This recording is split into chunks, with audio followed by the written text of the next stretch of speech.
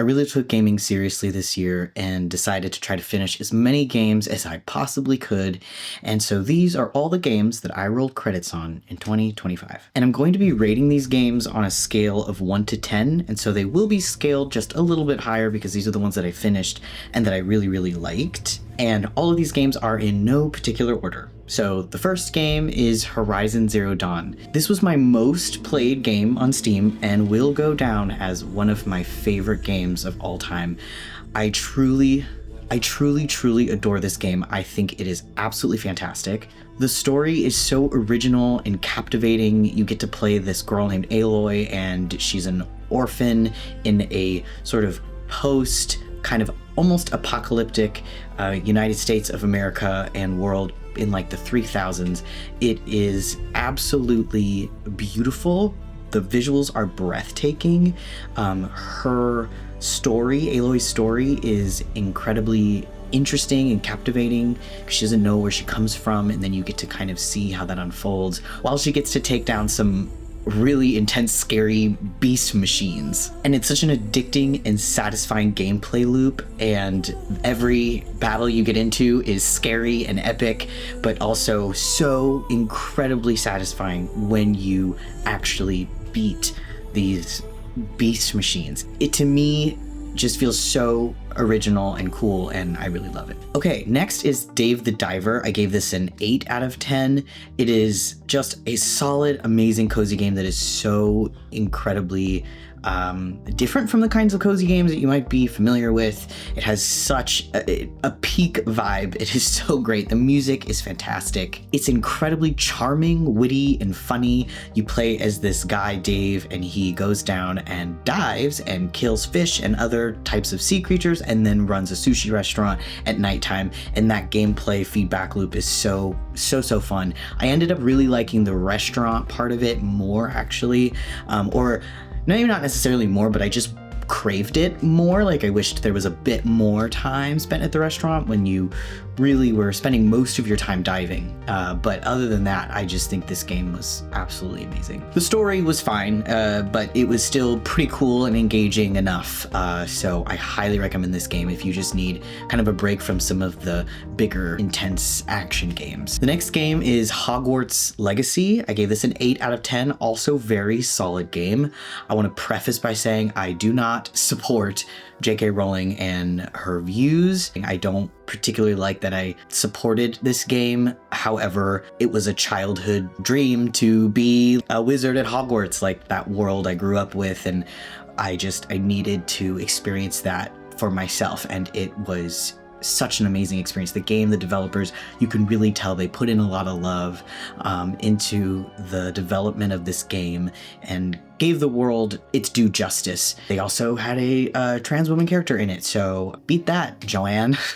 I thought the combat was incredibly fresh, and I just loved the mechanics of using the wand, kind of almost like a gun almost. It was different and like interesting, and I think they really made using magic feel like you were using magic, but in a way that was like badass and exciting. For me, this story wasn't incredibly exciting. It was decent, but it wasn't really the reason that I was playing the game. I just wanted to finish it. And I'm really glad I did. It was outstanding game. Next is Neva. I gave this an 8 out of 10.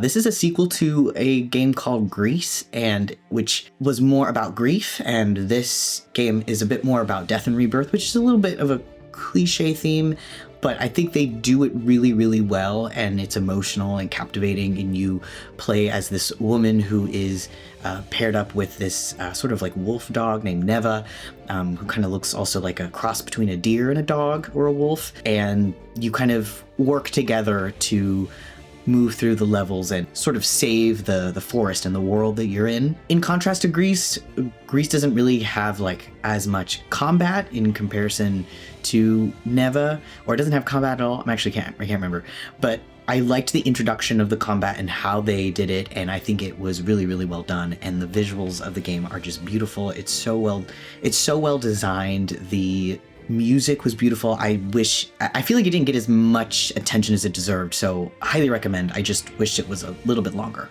Next is Kena Bridge of Spirits. This one I gave a 7 out of 10. It was a difficult game for me specifically. It was kind of a Souls-like. I had to play it on easy mode because I just like couldn't quite get the mechanics of the combat down. It was hard for me.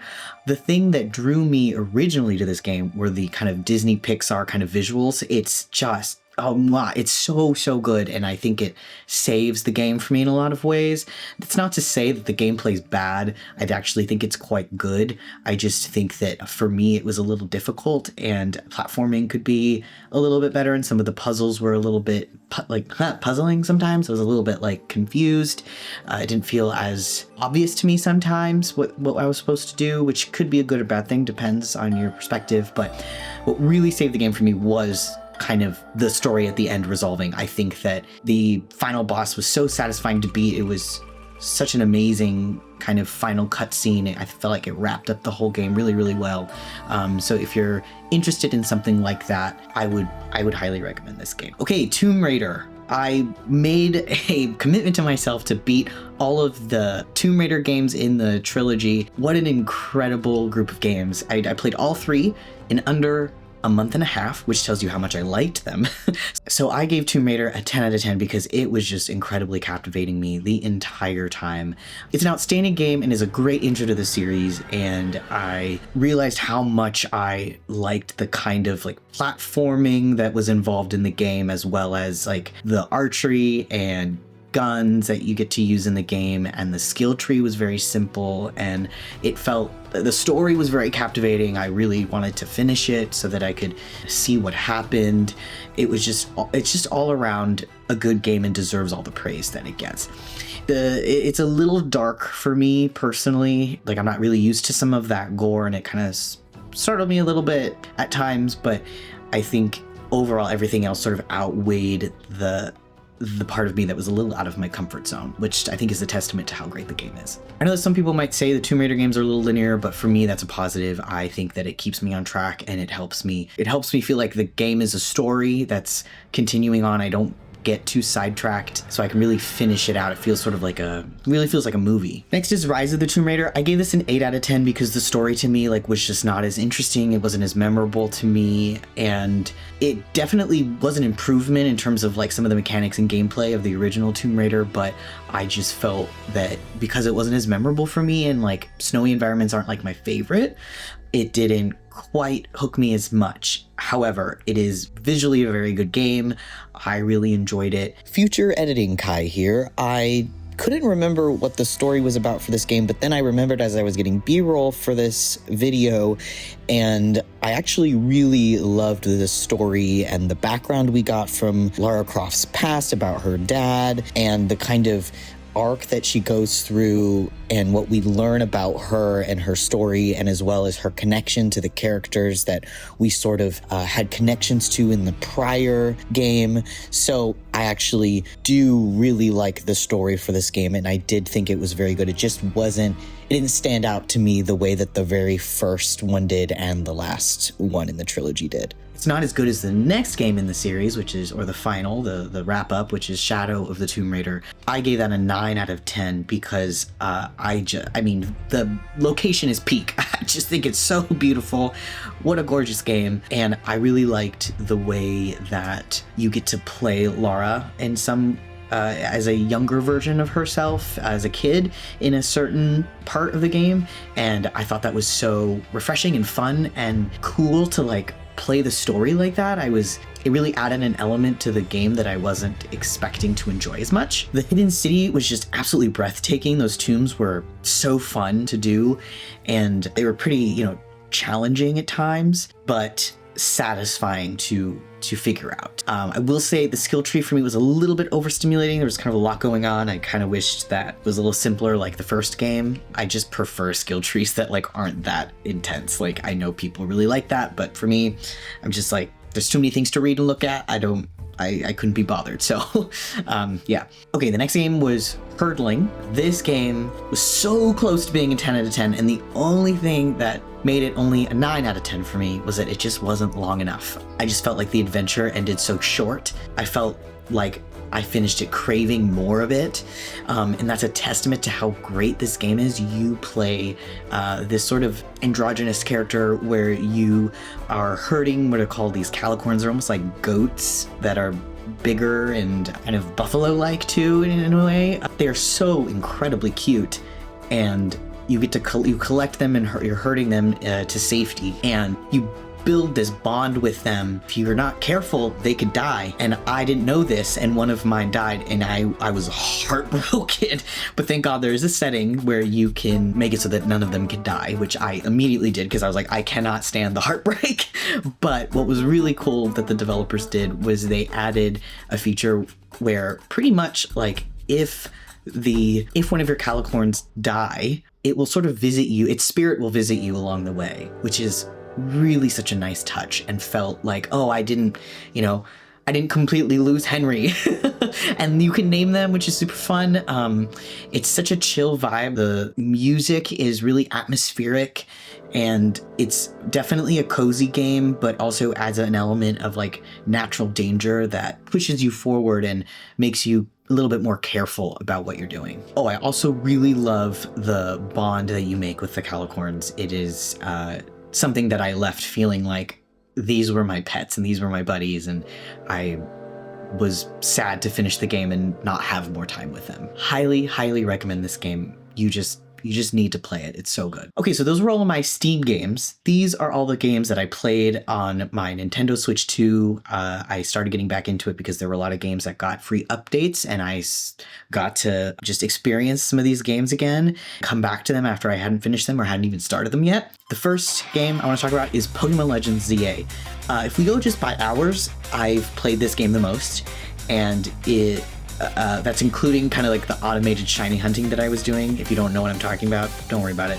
But essentially, I wasn't playing actively those hours when I was shiny hunting, but I put in over 200 hours into this game. I am only going to give it an 8 out of 10 because the visuals are shit, but the actual models of the characters and the Pokemon are really, really great. So I think that's a good thing, but the environment itself just doesn't look very good. I mean, it's serviceable, it's fine, but it is not what Pokemon deserves. I think this is my favorite Pokemon game I've ever played, which is a little bit might be polarizing for people, but Arceus is a very close second. The Legends series are my favorite, but I think the reason why is because it made shiny hunting so accessible for me, and I got to get into it. And I think people who are not Pokemon fans, like the way that like intense shiny hunting Pokemon fans are, won't understand the value of this game. And I think that's why it gets a lot of hate, because it's like, well, you're not into shiny hunting, but if you were, you would see how accessible it is, this game, and how much it made getting shinies so much easier and in a really fun and engaging way. And I just really loved how like fast and fluid this game was too. Like everything was just really snappy, barely any frame drops, and really fast menus, loading times. It's so snappy. It made hunting for Pokemon so much easier and fun. And I really loved the fighting mechanics. To me, it was addicting and repetitive, but in a good way. Some people find it repetitive and boring. I like repetitive things, so for me, it was fun. And weirdly, the story was surprisingly interesting, and I was more engaged than I thought I would be, but we need voice acting. So Pokemon fans deserve better. We deserve better. So Game Freak, fix that, please. The next game is Pokemon Violet. So as everyone knows, this game ran terribly on the original Switch. But because of the Switch 2 update and also the sheer power of the Switch 2 in comparison to the Switch is remarkably better, the game runs really, really well. And that's fantastic. So I had dropped this game very early on because I was just like, this is unplayable. I cannot. And it really soured the game for me. And I had really regretted buying it. So I was so pleasantly surprised and happy that the update on the Switch 2 came and that it was markedly better. I loved it. I ended up actually really liking the game. It's not my favorite. I don't love personally the kind of traditional way of needing to fight the Pokemon and then catch it. I just sometimes want to just throw a Pokeball at it and catch it. I prefer that mechanic. It feels to me more organic, the way that you would interact with a Pokemon. Like in the wild. That's just my opinion. I will say that throwing the Pokemon out to just sort of run around and like auto fight Pokemon like out in the overworld was really, really cool. It just felt a little monotonous and boring sometimes, just like watching it run around and doing that for you, but it also made cutting through all the Pokemon in the area easy, which was really nice. I really liked Miraidon. It was super fun to bond with this Pokemon the entire game and have it sort of be a, I don't know if it's considered a legendary, but like sort of a pseudo-legendary Pokemon. So I really enjoyed that, and the story itself was okay. I don't remember that much, but I remember it being like serviceable, you know? So I give this game 7 out of 10. Portal, 9.5 out of 10. What an amazing game. I see why everybody speaks so highly of this game. It is a puzzle first-person game, and I played it and finished it in one day. So I wished it was longer, but it had a nice plot twist to it I wasn't expecting. It made the game feel so unique and intentional and thought through and thrilling, because there's a bit of a vibe change, but in such a good way. I also felt that the puzzles were really engaging and fun to figure out and satisfying when you did figure them out, and none of them were so challenging that you felt they were impossible. So for me, that was a big plus. Okay, next is Mario Kart World. What a disappointment.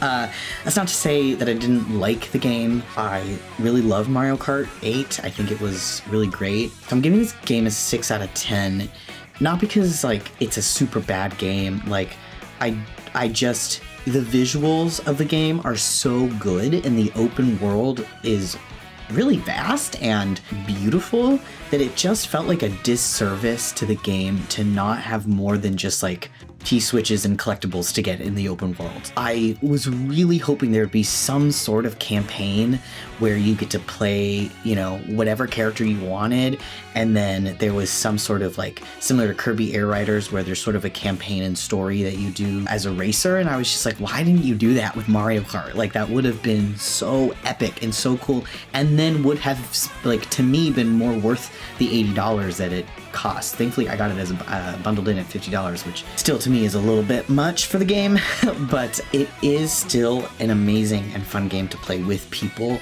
and is just really pretty and outstandingly beautiful.